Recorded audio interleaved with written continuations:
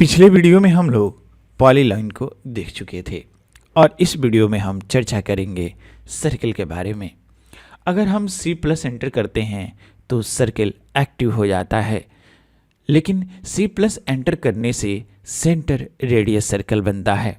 अगर मैं C plus enter करूं तो फिर मैं एक सेंटर और एक रेडियस की मदद से कोई भी सर्किल बना पाऊंगा। जैसे यहाँ पर मैंने एक सेंटर लिया और फिर इसमें हमने रेडियस टाइप किया, मान लीजिए 4, तो ये क्या हुआ कि एक सर्किल बन गया। अगर मैं चाहता हूँ कि यहाँ पर मैं सेंटर डायामीटर सर्कल बनाऊँ, उसके लिए ज़रूरत ये होगी कि एक हमें सेंटर पॉइंट और फिर इसकी डायामीटर जो दिखाई दे रहा है, आप देख सकते हैं 7.1724 दिखाई दे रहा है। तो जैसे जैसे हम इसको इंक्रीज करते जाएंगे बढ़ता जाएगा, लेकिन हम मैनुअल वैल्यू भी टाइप कर देते हैं। मान लीजिए 3 हमने टाइप कर दिया तो ये 3 डायामीटर का सर्कल बना है और ये रेडियस के अनुसार, ये डायामीटर के अनुसार है और ये रेडियस के अनुसार है। दोनों में ज़रूरत थी किसकी? सेंटर की। ये है सेंटर रेडियस और ये है सेंटर डायामीटर। आइए आगे चलते हैं। अब फिर आगे बढ़ते हैं तो हमें दिखाई देता है 2 पॉइंट सर्किल। 2 पॉइंट सर्किल के लिए 2 पॉइंट हमें चाहिए होता है।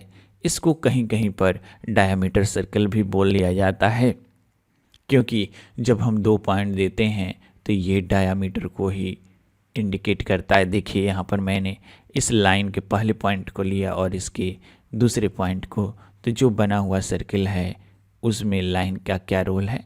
एक डायमीटर का। तो इस प्रकार से हम डायमीटर सर्कल भी बोल सकते हैं, या फिर अगर आप पॉइंट लेते हैं तो पॉइंट से पॉइंट मिलाते हैं तब भी ये सर्कल बनेगा और यहाँ से यहाँ तक के डिस्टेंस को डायमीटर ही बोलते हैं।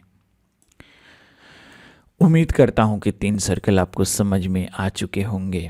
अब हम बात करते हैं 3 पॉइंट सर्कल पे।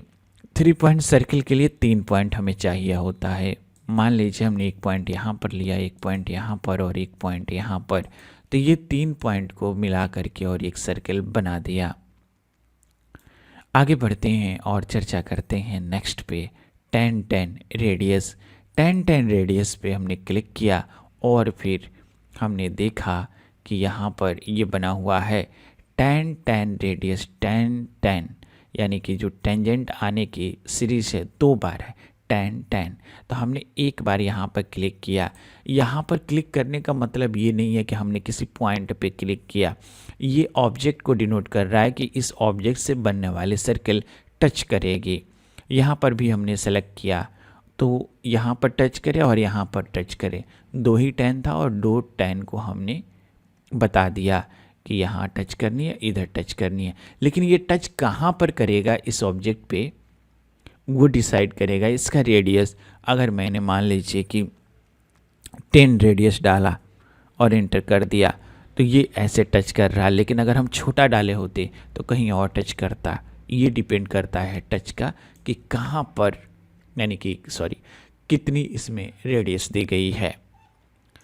उम्मीद करता हूँ कि आपको बातें समझ में आई होंगी। आइए नेक्स्ट जो है नज़र डालते हैं 10-10 रेडियस पर ही। मान लीजिए आप चाहते हैं कि यहाँ पर मैं एक सर्कल बनाऊँ इन दोनों को टच करता हुआ, तो मान लीजिए हमने इसमें टाइप कर दिया 30 रेडियस।